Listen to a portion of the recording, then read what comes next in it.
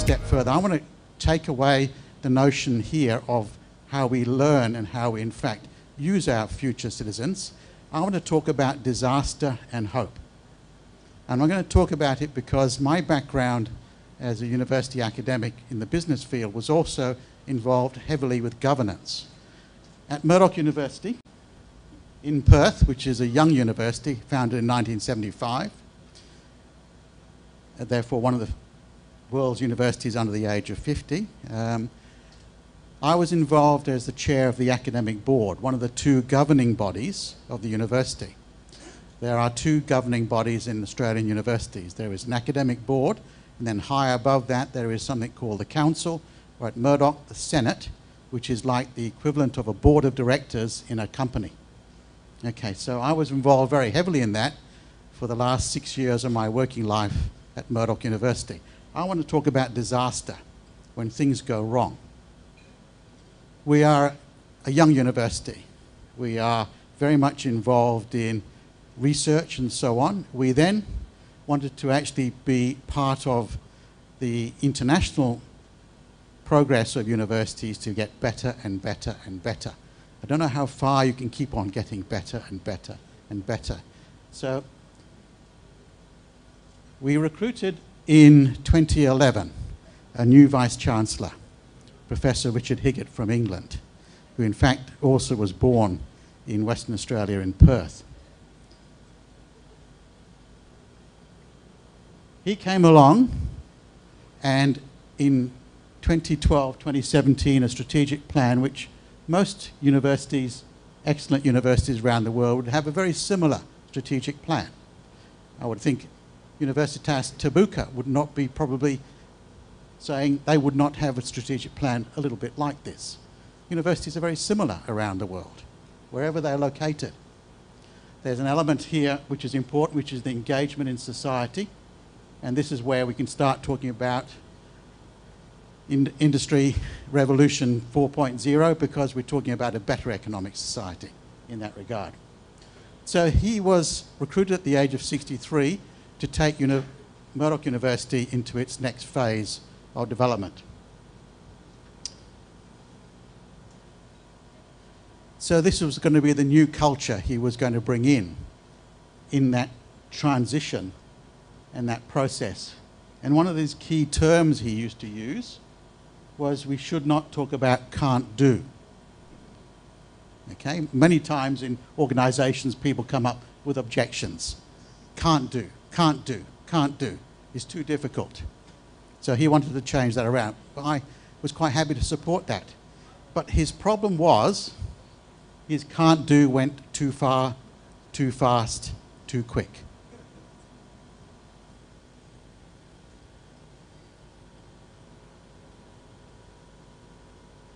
So he wanted change to happen quickly.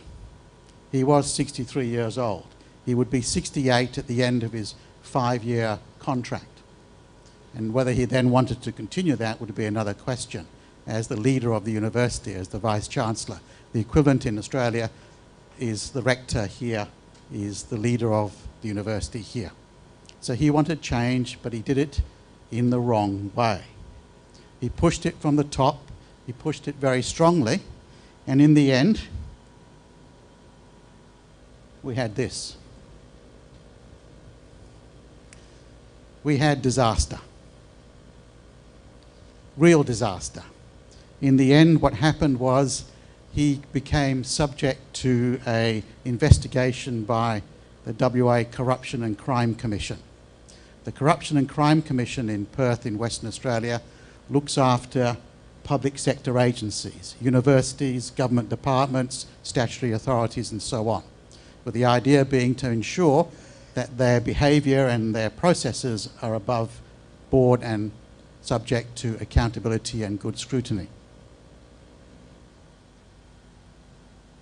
We appointed Professor Higgett in August 2011. Because I was chair of the academic board, I was also a member of Senate, the higher governing body. So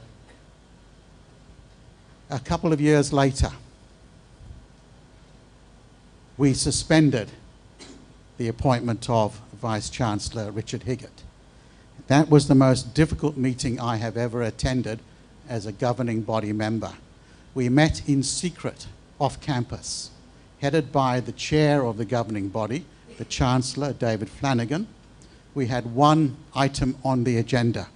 Should we suspend the appointment of the Vice-Chancellor in his role as the leader of Murdoch University? I sat through a 4.5-hour meeting with one agenda item. One agenda item, and this was the agenda item, to formally vote to suspend the leadership of this man. I have never been involved in such a difficult meeting process at the governance level in that regard. We suspended him, and we then reported him to the Corruption and Crime Commission for investigation of his behaviours, for investigation of his management approach, and for what we thought was serious misconduct in his performance of his duties. Professor Higgett resigned from the university on the 24th of October 2014. Why did he resign? We provided with him from Senate a set of materials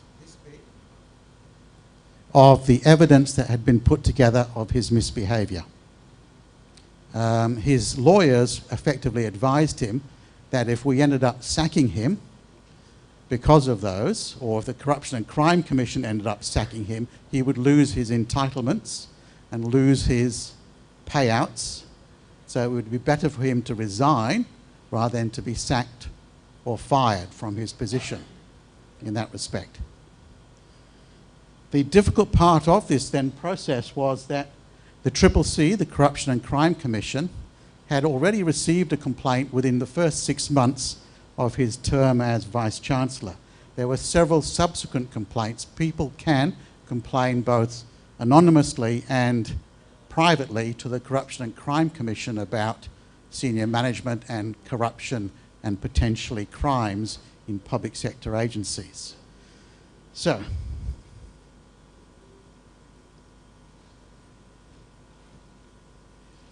the biggest problem facing the university, and the biggest problem facing someone like myself being involved in the decision to suspend the Vice-Chancellor, was it took the CCC nearly 2 years to finish their investigation. So we had an acting Vice-Chancellor from September of 2014, Professor Andrew Taggart. Professor Gary Martin preceded Professor Richard Higgett. So Professor Andrew Taggart was appointed as an acting Vice-Chancellor while this investigation was underway. What I then noticed, very strongly so, was the problem around decision-making in universities. I came under attack as a staff member involved with Senate by those people who believed that Richard Higgett was wrongly accused and wrongly suspended. So I came under personal attack about my involvement in the decision to suspend his appointment.